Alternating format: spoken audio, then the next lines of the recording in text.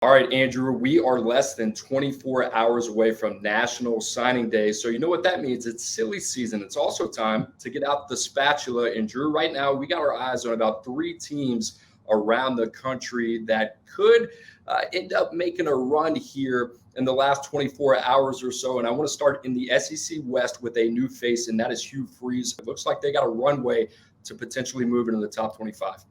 Coop, and this isn't surprising to us. I mean, we saw even with a head coachless Auburn or Cadillac as the interim, I mean, there was always talent on the Plains this season. That's usually the case. Well, this past weekend, Auburn dialed up a huge visitors list, brought a ton of different talent in, already flipped two prospects, Steven Johnson, a defensive lineman from Arkansas, Sylvester Smith, a safety from Tennessee. I think they're going to keep that spatula out, and it's something to watch over the next 24 hours. Tony Mitchell, the top 247 defensive back that's committed to Alabama. They'd love to flip him. Kayin Lee, top 247 corner out of the Peach State. He's committed to Ohio State. Love to flip him. Eric Singleton Jr., a speedy slot receiver, late bloomer. I'm really high on him. He's committed to Western Kentucky, has some ties to Auburn, though. They'd love to flip him. And then Keldrick Falk, the longtime in-state defensive lineman that's been committed to Florida State. He showed up on Sunday for a bit of a surprise visit. I think that's added some intrigue heading into Wednesday for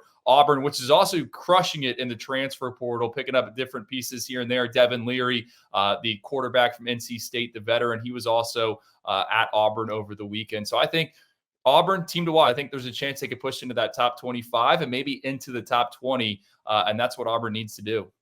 Tigers still looking to close on top 247 defensive lineman James Smith and also top 247 edge Jaquavius Russaw. That would be a big gift for them. But Drew, let's go back to Keldrick Falk, that name you talked about earlier. He's been committed to Florida State for quite some time. It's been a really good year. If you've been a Seminoles fan right now, Florida State with the number 18 class in the country, that is third best in the ACC on the field, 9-3. And Drew, they look like a team that's going to be active here over the next day or so as signing day comes to a close.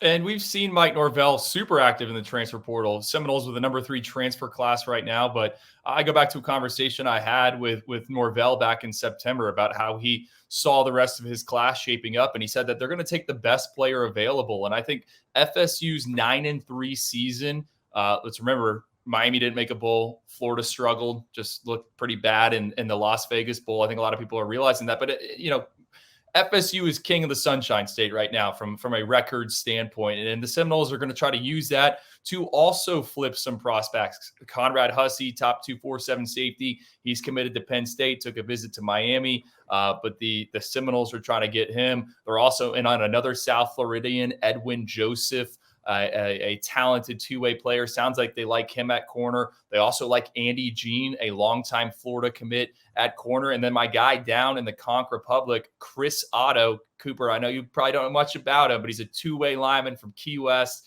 FSU has been on him from the jump. Princeton, Stanford, also in the mix for the high academic kids. So I think FSU could have a big day. And I think there's also a chance where, hey, maybe they don't win some of these and it's not as big of a day. You don't hear a lot of prospects out of Key West, Drew. That's a new one for sure. We'll keep an eye on Cedric Baxter, top 247 running back, committed to Texas. Obviously, that's going to be a heated battle down the line. So, Drew, to finish off here, let's get to primetime out in Boulder, Colorado, as the Buffs have been busy over the last couple of days, and they're looking to close in a flurry here. They have not finished with a class higher ranked than number 35 right now. They're sitting at 60. But, Drew, you got to like the activity and what we've seen out of Deion Sanders the last week or so.